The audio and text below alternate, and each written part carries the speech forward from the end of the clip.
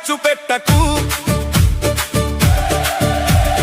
ఆలోచన లేకుండా ఏ పని నువ్వు చేయకు. ఆడంబరాలే మనిషిని అప్పుల పాలు చేసేది. తొందరపాటే మనిషి దుఃఖానికి దారి తీసేది. ఖర్చు పెట్టినంత సులభం